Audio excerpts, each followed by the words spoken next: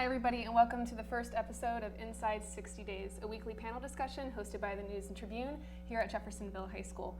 For those who don't know, a TV series featuring the Clark County Jail premiered on A&E on Thursday. The show follows 7 people who volunteered to go undercover as inmates at the Clark County Jail for 60 days.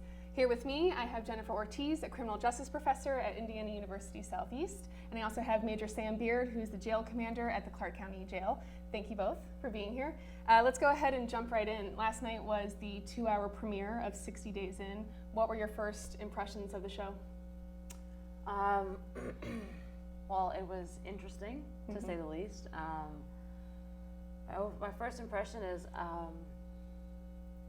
think it's going to be interesting to see how the people evolve throughout the show. I think I think the production company did a good job at trying to present it so that the audience really understood and that it seemed realistic. So yeah, the first 2 hours seemed very interesting. And we should mention that you actually did exit interviews for each of the participants as they were released from the jail. So what was it like, because we really met these people last night, what was it like for you to see them at the beginning of this journey compared to when you talked to them at the end? Well, I don't want to give too much away about how much they changed, but I think even just in the first 2 episodes, you see their characters change from when they're being trained to go into jail and from when they actually enter jail, and their personalities change, their demeanors change, and I mean, I think jail changes anyone. So I think it's going to be, I think the audience will find it very interesting to see how different they are in 60 days and what they say once they're out. And Major Beard, give us a sense of what you do as jail commander on a daily basis. I'm in charge of all jail operations, from the staff to overseeing the laundry, the kitchen, inmate programs, make sure policy and procedure gets carried out, make sure the officers are doing their job, make sure the inmates are behaving. That's my general duties there. And you've been working in corrections for over 30 years. You've been at the Clark County Jail for some time, so I'm sure you've seen a lot. But in watching the show, are there things that you can see that you normally wouldn't be able to see? Well, any time you have a film crew come in and film things, you see things from a different perspective, and that's what I like about this show. You know, you think things really during the day, I can only take snapshots, but this film crew actually lived in these sections, and I can already see some things playing out that I wasn't truly aware of in the jail, like the difference between 3C pod and 3D pod. When you say difference, what do you mean? The culture, or? Let me explain myself. 3C is a convict pod. 3D is an inmate pod. Do you know the difference? No. Okay, inmates behave a certain way because they do the majority of their time in the county jail. They're sort of in this group atmosphere. 3C, the convict pod, does things by a penitentiary perspective. They're cleaning. If you notice, the cell boss greets everybody at the door. He's the welcoming person, and all the activity runs through him. He has a penitentiary mindset. They keep it clean, they keep it quiet, because he's got a hustle and they got a hustle going on. And if you make a lot of noise and keep things dirty, that has the staff in there more often. That's a penitentiary mindset. Jennifer, obviously this is your area of interest and area of research. And watching the show, for you, is this kind of a way to study what you're already studying, and can you learn something from the show, you think? Well, what's interesting is all of my research centered on interviewing men who had served long periods of time, right, who had served prison sentences. And they always told me, jail is worse. I would rather be in a prison than to be in a jail. And I thought, well, that's insane, because in jail you're going home soon, so why wouldn't you rather be in a jail? And it goes to that idea that in jail they are inmates, and in prison they are convicts, and they have a convict code, and they agree to, there is violence, but violence in a prison facility is controlled by the inmates. If you want to fight someone over something, you have to ask someone permission before you do it, because they don't want correctional officers inside of that inside of their wing or unit or cell block. So I like to call it controlled chaos, right? It's still chaos, but it's controlled, it is regulated, it's not random. Whereas in jail, you have a lot of younger individuals, first-time offenders who don't know how to follow the inmate or convict code, and they end up causing more trouble. So to me, it's the ability to see the inside of a jail, because I have a lot of the prison perspective from men who have served long periods of time and not actually seeing what's happening in jail and why they consider jail to be so bad. Let's talk a little bit about some of these participants. You have Tammy, a police officer who's been a police officer for over 20 years. Zach, who's a Marine veteran and wants to become a DEA agent. You have Barbara, stay-at-home mom. You have Miriam Ali, who's a social worker, also the daughter of Muhammad Ali. What did you think about these participants, and do you think they know what they're going into, and do you think they have what it takes to last 60 days in jail? Well, I think just seeing what some of them said in the first 2 episodes, I think some of them represent what a lot of people think. You know, jail is not that bad. If it wasn't that bad, people wouldn't go back. And I think there's a difference between reality and people's perceptions of what happens in a facility. So a few of them stood out to me because they really, I don't think, had any idea the severity of the situation they were putting themselves in. You know, saying things like, I think it's going to be a country club. I couldn't believe that someone would think. That was Robert. Yeah, being incarcerated would be a country club. Or the stay-at-home mom who said, oh, they get the same health benefits and the same food as people in the military. And I'm thinking, I don't think so. Like, that's not how it works. But then some of them, I think handle themselves very well. Like Tammy handles herself very well. Zach handles himself very well. But I think Zach also has the benefit of having lived in a closed quarters with a bunch of men. You know, being a Marine, you learn how to improvise and adapt, and you learn how to get along with a bunch of different personalities. Some who you will like, and some who you won't. So I mean, it's a really interesting group of people. Major Beard, do you think there's that common perception that jail is kind of too easy and a place to coast, and is it an accurate one? Number one, I've always said you can build a jail like the Galt House over in Louisville. It's the people you put in it that causes the chaos.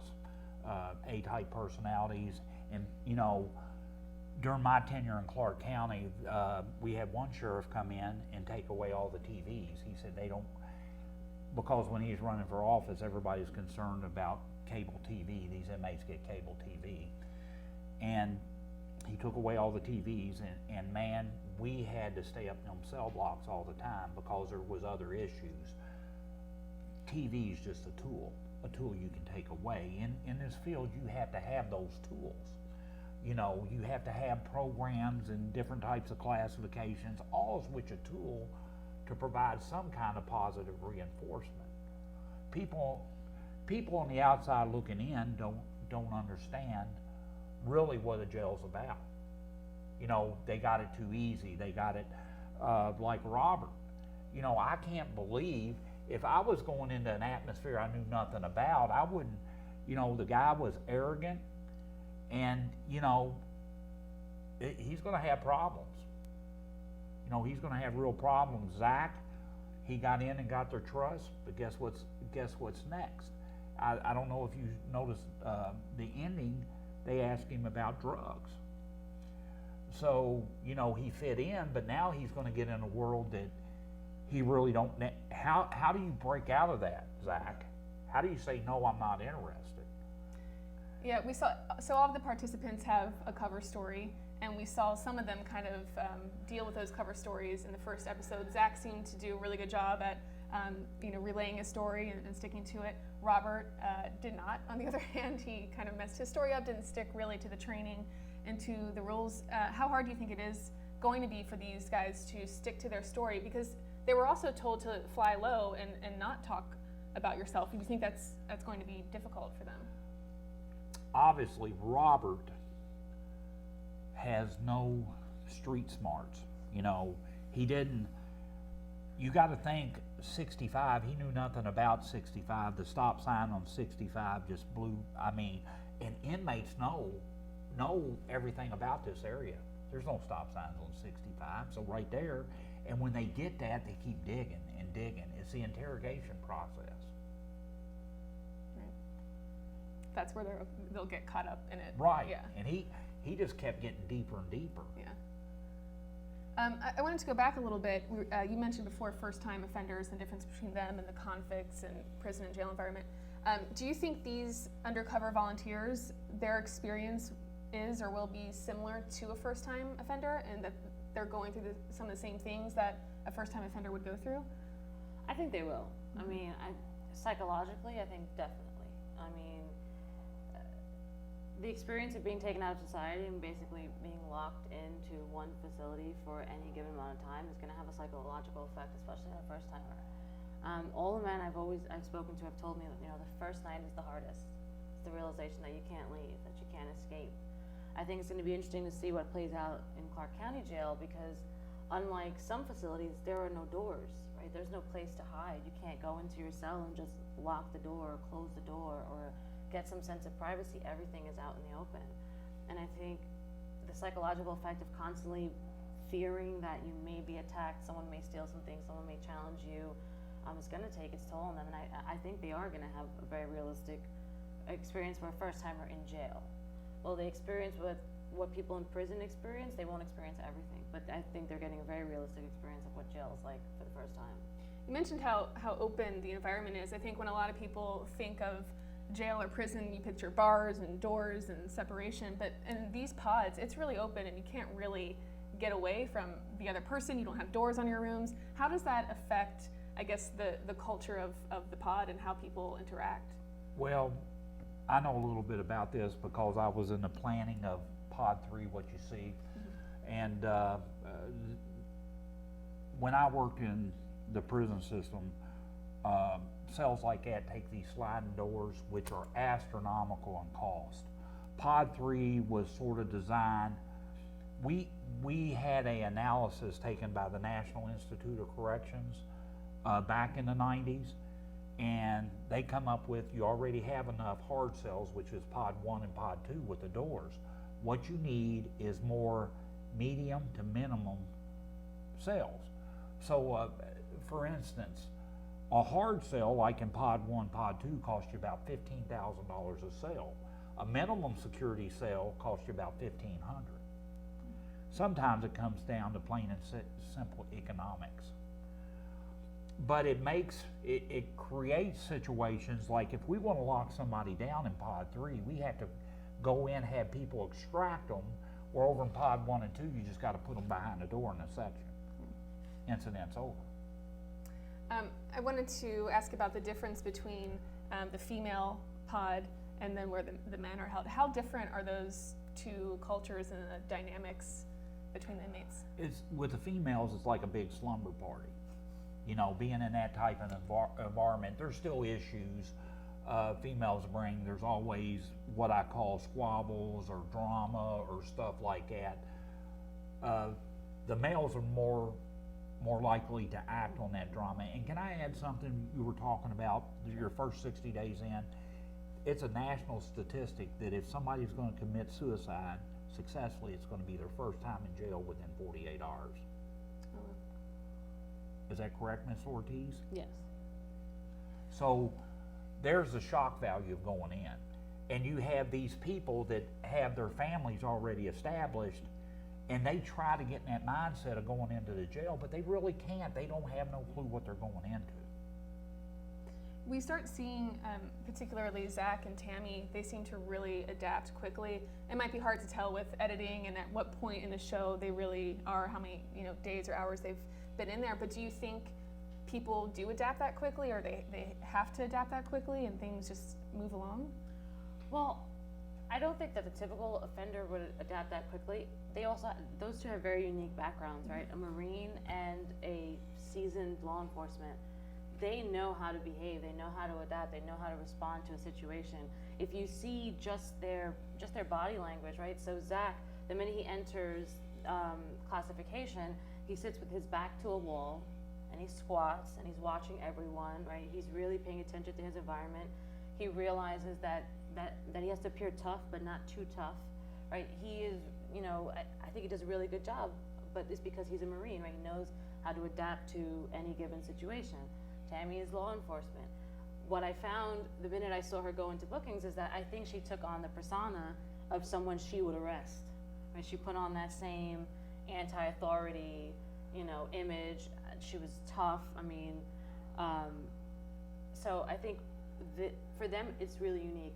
I think when we look at other people like the stay-at-home mom, and I can't remember her name, Barbara, we will see what more first-time offenders feel in that first moment, because the first thing she does is just go into the cell or into the pod and just put her head down and start crying. Yeah. Tammy, if you remember, before she got into law enforcement, she was in and out of group homes. So her life has not been sunshine and rainbows. You know, that's like corrections officers in some of the fields I've been in. You know, me coming from a part of Louisville, I walked in and I was already aware of the game by my upbringing. And then you get an officer from a rural area who's been raised sort of a protected life. It's a culture shock to them. They don't understand the slang. They don't understand what's going on. They don't understand the hustle. So just like with the inmates going in, your background has a lot to do with it. So do inmates, if they suspect that somebody is a military vet, does that target them? Does that give them a leg up? Does it garner respect? It garners respect. And most inmates in facilities respect men and women that fight for the country. What they don't respect is somebody who's been on the other side of the law. I've been in facilities where an ex-police officer come in prison for a crime he did, and you had to roll deep with him. You had to have 4 or 5 officers around him. You know, so, and that's what hurt, who was the guy in 3D? I'm sorry, his name escapes me. Robert. Yeah. Did you hear? He walks with his right arm wide.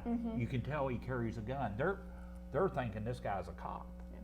The worst possible thing that can happen to you.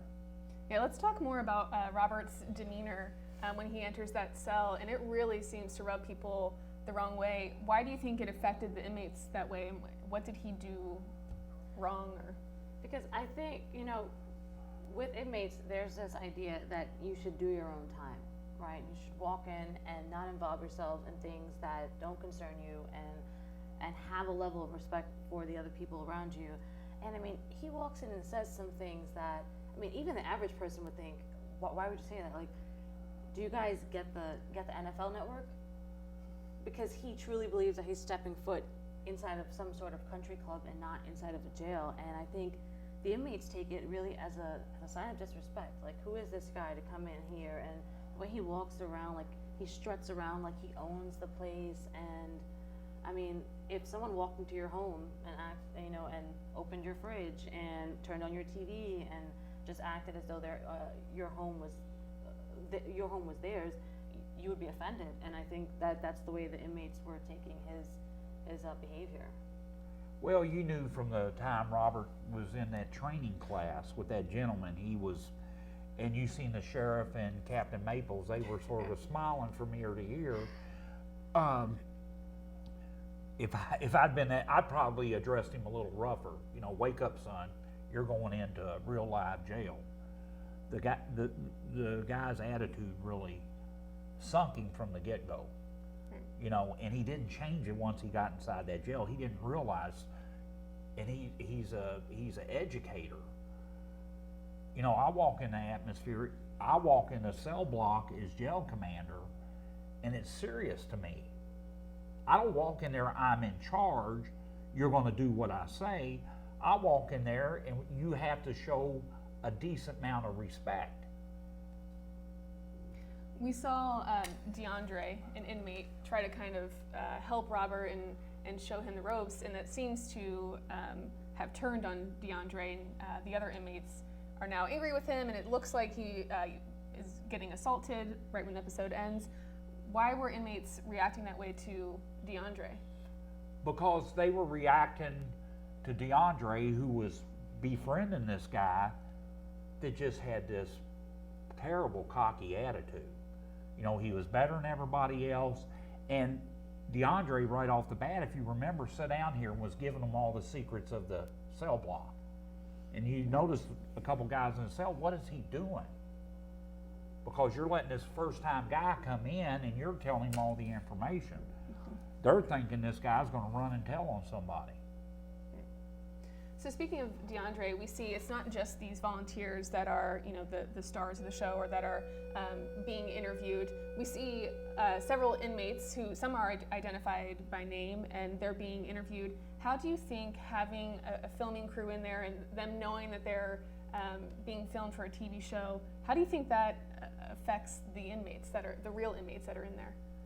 Well, I mean, I think it's like you mentioned earlier, they are gonna show off. I mean, I think you put a camera in front of someone and they automatically behave differently. They have something to show, something to prove. I'm gonna be on TV. So I think it affects their behavior in that way. I do think that the producers did a good job in starting to film before these individuals arrived. Not only interviewing them, right, interviewing other first-timers, other offenders, getting their opinions, so that they didn't stick out. So I think it may have, you know, not removed, but minimized some suspicion towards the actual participants. Sure. But I do think that cameras will change inmates' behavior. So when they started filming, how did you see the jail change? Was there any buzz in the jail? Were a lot of people talking about it? Did your staff have to adapt at all? I don't care who you are. It's hard doing your job with a camera on you all the time. But the thing I was most impressed about the staff is they all got on board with it. And you gotta believe me when I tell you this, none of them changed the way they did things. But the inmates drastically changed. Because most inmates, and I'm not saying all of them, have this A-type personality. They think they're the, most men in there think they're the alpha male. They're sociopaths. Okay?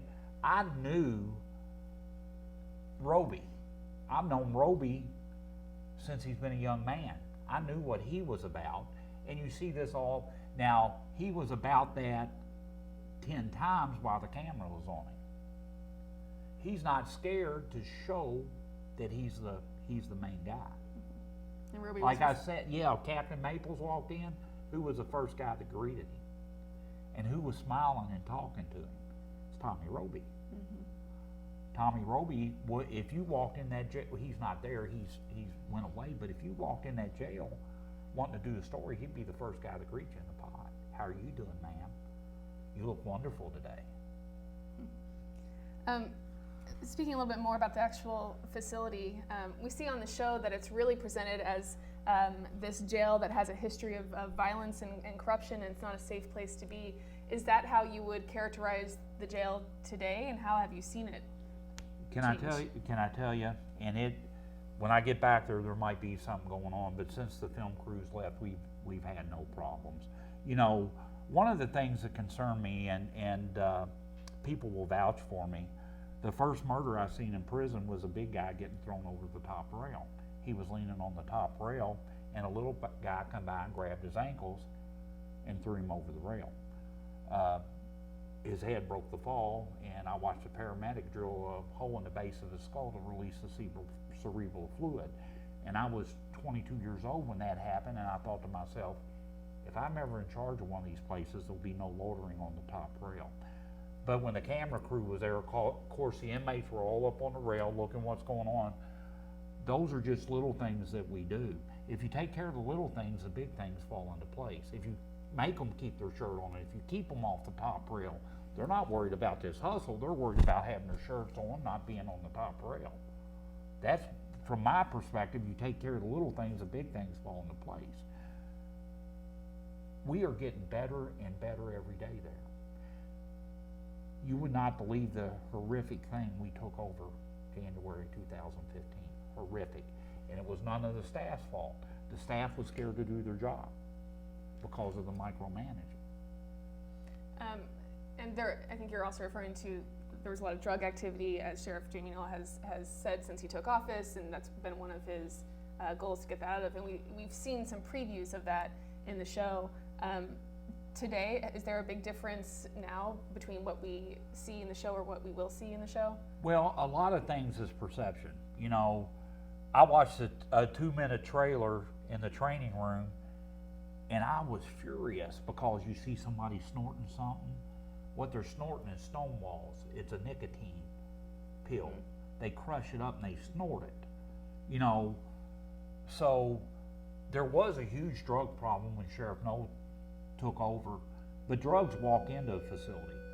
Mm-hmm. And sometimes when you have an influx that much of drugs, it's got to be the church bringing it in. You know, a thing of marijuana like this is not going to be under somebody's testicles or in the crack of their butt. It's going to walk in. And that was a big problem when Sheriff Noel took over.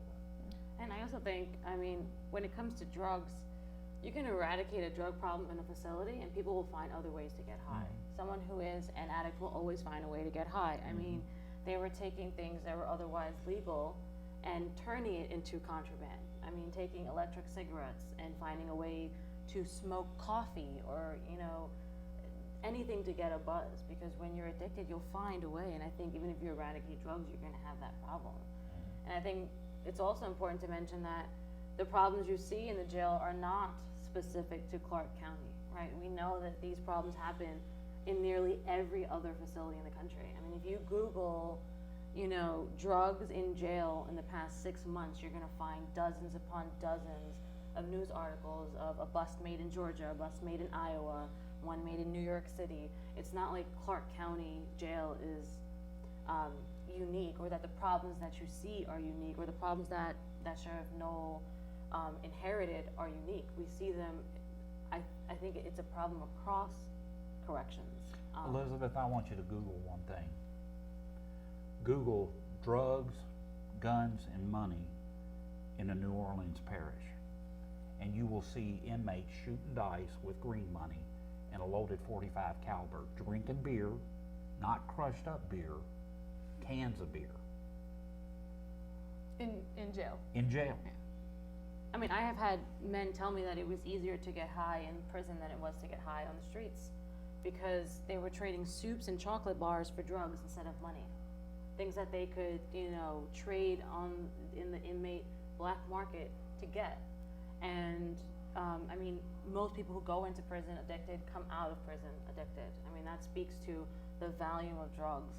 I mean, to be able to get a syringe and heroin and everything you need to consume heroin and consume it while you're incarcerated, most people think, well, they're going to prison, so they're all coming out sober, but they're not. And another thing we straightened up in Clark County, and I don't want to get way off the subject, is our pill call, our medication pass.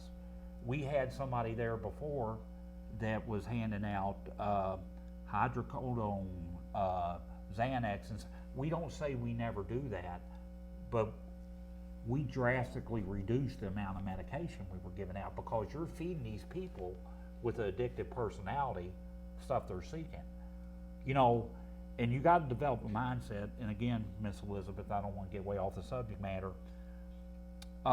If you go to the doctor and get hydrocodone, he's not going to give you that for 6 years. He's going to give it to you for a period, and after that, if you're still in pain, they're going to get to the root of the problem. Do you understand? Right.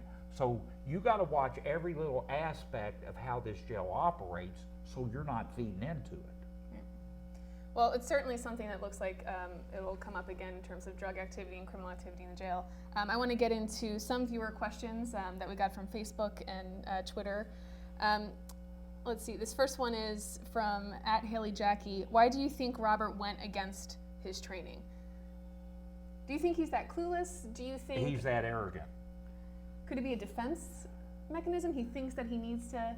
He just went in with this is what he thought he's going to stay, because he was going to prove he was right.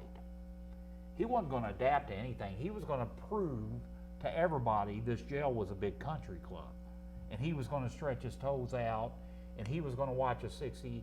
He was going to prove he's right. Right. I agree. I think he wanted to go in and prove to the sheriff and to the producers and to the audience that jail was this great place to be, and it was so easy, and that we were giving, people who had committed crimes like this easy life. It was like, some sort of handout. And I think he didn't listen to his training because he thought they were over exaggerating. It's not that bad. It'll be fine. He has a real arrogance, but also a real level of ignorance. Because I think, in addition to not listening, I don't really think he understands the way life works or the way the world works. Because you don't have to go to jail ever in your life to know that you don't behave a certain way amongst a group of people you've just met. Right. Do we think he makes it the 60 days? You might know, so.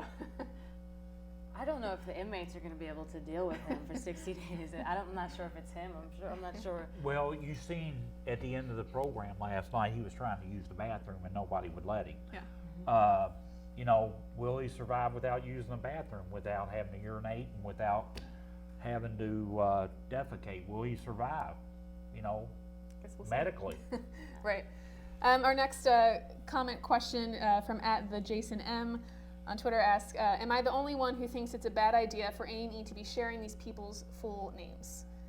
Some of the full names of the participants we know, I think, in passing, and then some of the inmates we know by full name. Do you think that puts them at risk at all? Well, Sheriff Knoll put a block on A&E going into the jail. He had to block 30 other channels. They're going to fix that today. And we had and I'll share this, we had a disturbance in 3D last night because some of these people wanted their 15 minutes of fame to be seen. So they had A&E, or you all have A&E, but you're trying to get rid of that? Is that what you're saying? We got rid of it. You got rid of it, okay. And a lot of the staff asked me last night, I was there till 7:30 because we had to deal with 3D and we dealt with them. But why don't they just shut the TV off? A&E's running this thing continuously through the weekend. Mm-hmm. And you probably have more problems showing it in the jail because it would incite other people. That's the mindset. Mm-hmm. So we blocked it. But did they actually get to watch some of it last night before it was blocked? No. No, okay. So I guess you're asking about the safety of the participants after their participation in the show, is that? Them, but also the inmates who will live in this community if they're, go in and out of jail or out of jail, hopefully. Does it put them at risk, or do you think it'll affect? Knowing their full names? Yeah. Well, I don't think knowing their full names is going to put them at risk because that's all public knowledge anyway, Yes, right? public So information. Clark County Jail, you can look every day who is exiting or who is entering that facility. So I'm not sure that that people convicted of crimes have a right to privacy in any way. What it might affect is their credibility in their community. DeAndre took this guy in who was a total arrogant, when they thought he was a cop, he befriended him. Mm-hmm. Now DeAndre's got to go back in his community when he gets out, and he's got to explain that. And right. See, that's another thing. These, the community they live in. Going back to TV, something that was on Twitter and something I was curious about, did Robert get the NFL Network? No. No, okay. No. Just want to make sure and clear that up. Another question, do we know the time frame of the filming? I have a vague idea. I think it started around August or September or October. Do you know? It started, I believe, October 20th. Okay. And ran through probably the end of February, 1st of March. And what we didn't know when we first learned about the show is that there was a second season that was actually filming during that time. Yes. So after this season, A&E has a second season for later this year with another 8 participants. So that'll be interesting to see how things change. Another question, why would anyone give up their freedom to test out jail? Is that something, would you do it? Absolutely not. Yeah. I mean, I wouldn't give up, just simple things like being able to use the bathroom whenever you want, and being able to take a shower whenever you want, and food. But I do think a lot of them had really good reasons for wanting to do it. Tammy said that she wants to see the life people that she arrests get to live, and she wants to understand why, if she grew up in foster homes, she went in one direction and her brother went in a different direction. I think that's something that is, commendable. I grew up having a troubled past, and I could have easily, made the wrong mistake, but I still wouldn't want to, take that chance to spend the 60 days, especially given all my knowledge of jails. I don't think I would do it. Major Beard, would you go on that other side and Like volunteer to be an inmate? Like Miss Ortiz, I lived a life where I could easily, if I didn't have a great mother and father, slid into that path. Corrections is my passion. That's what I do. Would I go on the other side if I was younger? Probably. It's just the environment. It's an environment I grew up in. It's the environment I've chose to serve my community in. I would say that I would probably. You would do it? Yes, Yeah. ma'am. Very good. All right, I think this is our last viewer question. Let's see. Certainly Tammy is nowhere near where she works as a police officer, right? What I think maybe a lot of people don't know is that these participants were from across the country. Mm-hmm. How important was that for them to not be from this area? Well, they would have been spotted. Mm-hmm. If they put me in jail or put Miss Ortiz in jail, they see us in the community. Now, wait a minute, that guy there, it'd be hard to do. It's like Sheriff Knoll when he first come in, wanted to put undercover police officers in from the state of Indiana, but you can't do that because, some of the people that I watched in the penitentiary in Kentucky, my first 6 months over Clark County, they'd end up in Clark County. It's a very close-knit community, 2 or 3 states away. I could go to Michigan and run into somebody. Do you see what I'm saying? Right. So it has to be quite a ways away. Right. All right, so lastly, what are you all looking forward to as the season unfolds? What do you want to see or learn more about? I mean, what I really want from the show is more what it will do for the public and less what it will do for me. I'm hoping that people who have, misconceptions about what it is, what it is to be in jail, what it is to be incarcerated, what jails are even like, will learn something from watching this. We'll learn, realistically what life is like on the inside, but also if it deters anyone, I would be really happy. If it deters one single person from committing one act that would land them in jail, I would be the happiest person. Major Beer, what are you looking forward to most? For the people that work in a correctional facility to get some respect, it's a real job. It's not through my life, the perception has been, oh, you guys just go in there and thump heads. Man, that's not it at all. What the officers go through on a daily basis. Just for somebody to walk up in Kroger here in Jeff and shake their hand and say, thank you for what you do.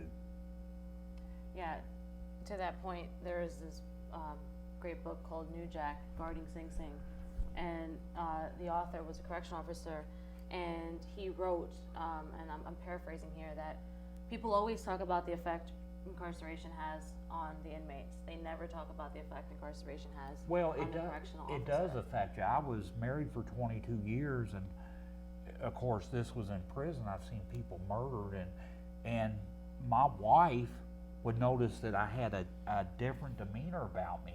What happened today? Man, you don't want to go relive that stuff. And these people that work inside these walls have to raise families. They have to pay bills. They have to function in society. Going through a bad day in jail is not the same as going through a bad day at the Ford Motor Plant. Right. It's not about how many cars you get out. Going through a bad day is jail. It's emotional. It can be disturbing. And I was reading an article the other day that police officers and corrections officers have more cases of PTSD than the military. Well, hopefully it's something that we see unfold in the season and get to see more from the corrections officers and what they go through. Thank you both for a good panel discussion, and thank you all for tuning in, and please check out newsandtribune.com for a recap of each episode every week, and make sure to check us out here on our video review next week. Thanks. Thank you.